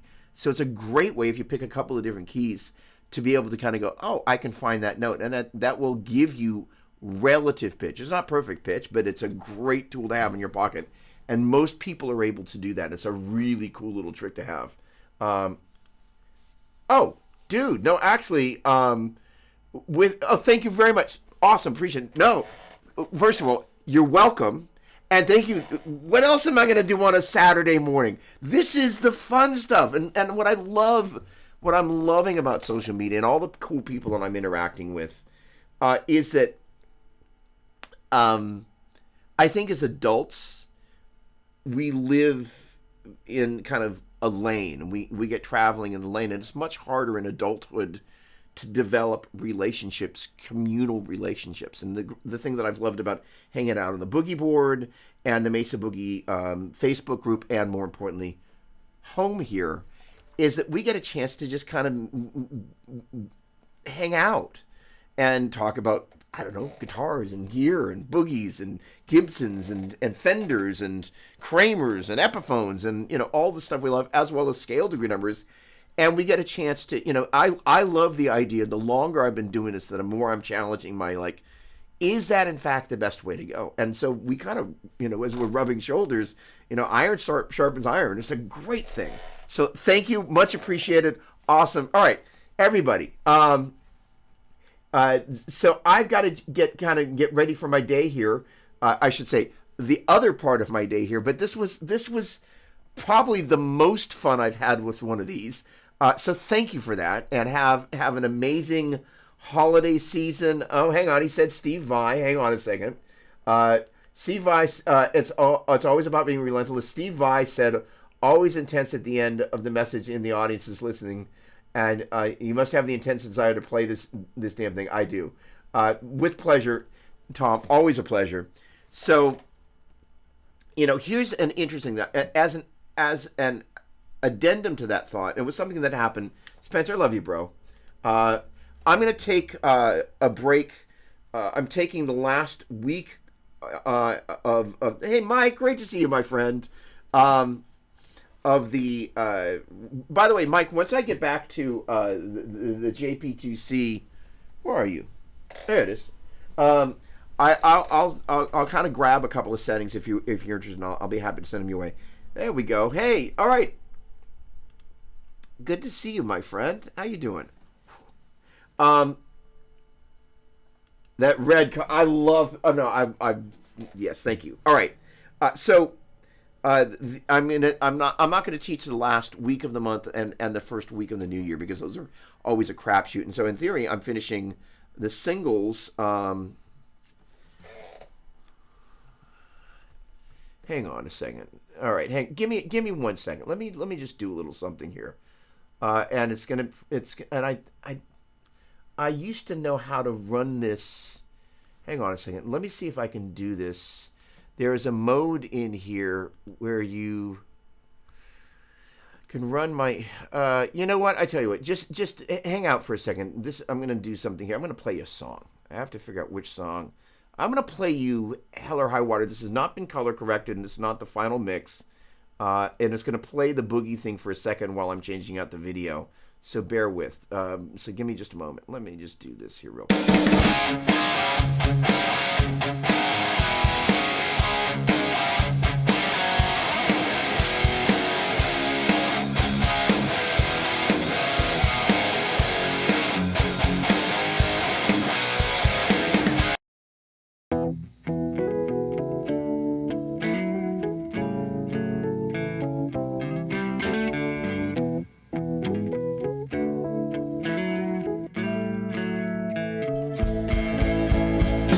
Been through hell and high water.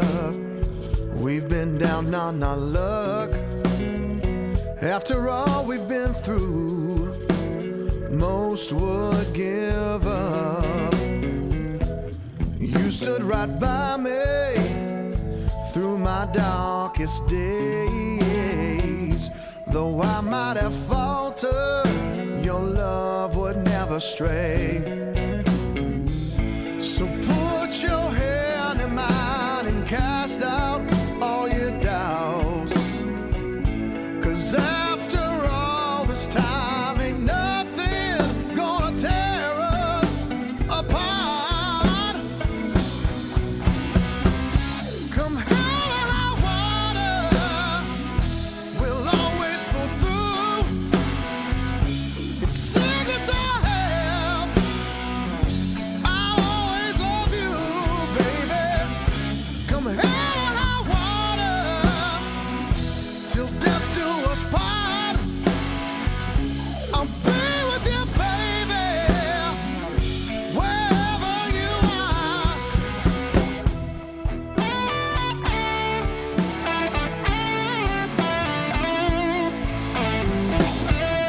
Weather the storms, been dragged through the mud.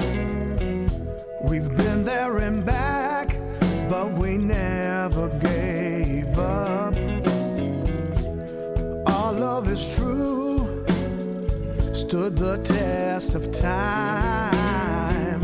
There's no one like you, and there's just no denying, baby. So put your hand in mine and cast out all your doubts. 'Cause after all this time, ain't nothing gonna tear us apart. Come hell or high water, we'll always pull through. In sickness or health, I'll always love you, baby. Come hell or high water, till death do us part.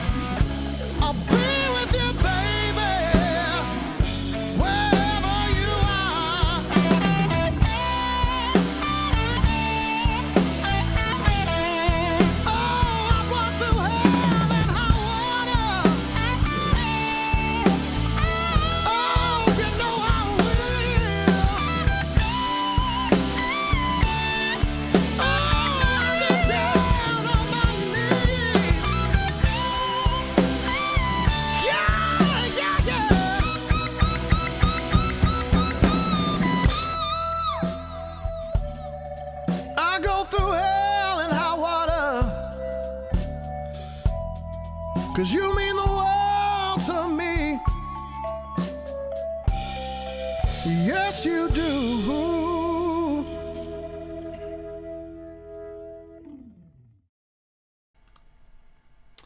Well, a little something there. Merry Christmas to you all. I got a chance to kind of underneath the video there, I could see some of the comments streaming through. Thank you for that. Pretty excited. So over the next couple of weeks, I'm going to be working on kind of replacing some of the wayward guitar parts that are not quite up to what I want them to be. And we have a bunch of songs that are, the video is shot, and now I've just gotten them back. I don't think we're going to need to make any edits on that one, although there's one little bass line that she plays. That's Angeline, by the way, in case you haven't met her. Thank you. Appreciate it. Thank you. So, you know, the got that, and there's an instrumental album as well, kind of, that I've got to kind of get some work on. So thank you for sharing that moment. It's really exciting to have this stuff kind of sitting in the can. Basically, I've got videos that were shot well over a year ago, but been taking my time about get everything ready to start putting it out. So that's what 2025 is all about, amongst other things, including a very important part of this moment that we get a chance to share with each other. So thank you very much. You know, I don't recognize you. Hey, welcome. Nice to meet you. If you've been here before and we haven't met, name's Doug. Pleasure. Welcome aboard. Thank you so much. Angeline is awesome. So appreciate that. Excellent. And John, thank you. Did I miss a question from you earlier on? I was thinking about that as that was playing. Oh, there we go. So to answer that question, and I've got to get out of here. Locrian could be something. Let's just say, for example, Jaws. We didn't necessarily know that Jaws wasn't.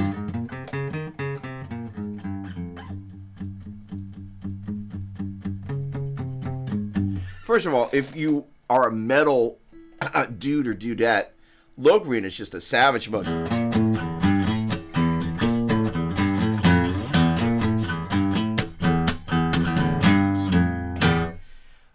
But this tonic chord, I think, scares a lot of people off, and for good reason. So, what am I going to resolve to that? Right? You know. So, it's. I guess the question is like, are you? I guess you learn to, because ultimately.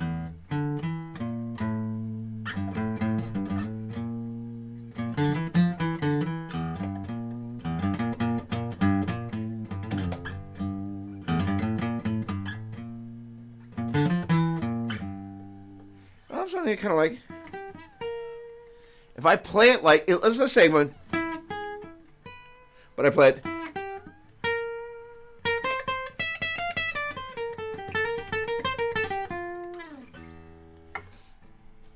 so it can work. So all right, let me just close it out real quick. Let's see, Anil, hello, happy holidays to you. Albert, hey, there we go. Thank you so much. Thank you, my friend. Great to see you. I look forward to catching up as well. Always a pleasure. Song Moistner. What's going on? Guitar Rockstar, hello. How you doing? Have we met? If we haven't, welcome aboard. Hello, and if we haven't, I've forgotten. I'm sorry. Jonathan, with great pleasure. Thank you. Hang on a second. Ron, where'd you go? Thank you, Ron. Much appreciated. Thank you. Paul, thank you. And Paul, by the way, every so often if I post Theory Geek Thursday and something happens and I need to make a change, I sometimes will go back in. I go back in, and if you put it up as a reel, it only lets it go so long. But if you put it up as a post, it doesn't truncate it. So Paul messaged me the other day, you know, your Theory Geek Thursday's cut off in the middle of the day. Like, so thank you for that. Lifesaver. All right, Rick, thank you very much. Really a pleasure. And thank you very much. Appreciate it. I love that clean tone. It's just really, that's the Badlander and the Flying V. Brad, thank you very much. All right, everybody. I wish you the best. Be blessed. Happy holidays. Make it a great one. And I will say this. The world right now is a little bit of an aggro place from time to time. Don't let it steal your joy. There are people, and actually I've had an amazing week this week. The release of this amp it's a big deal in my world. But the overwhelming amount of positivity I've been met with, and just a very, very couple of just kind of pokey people here and there.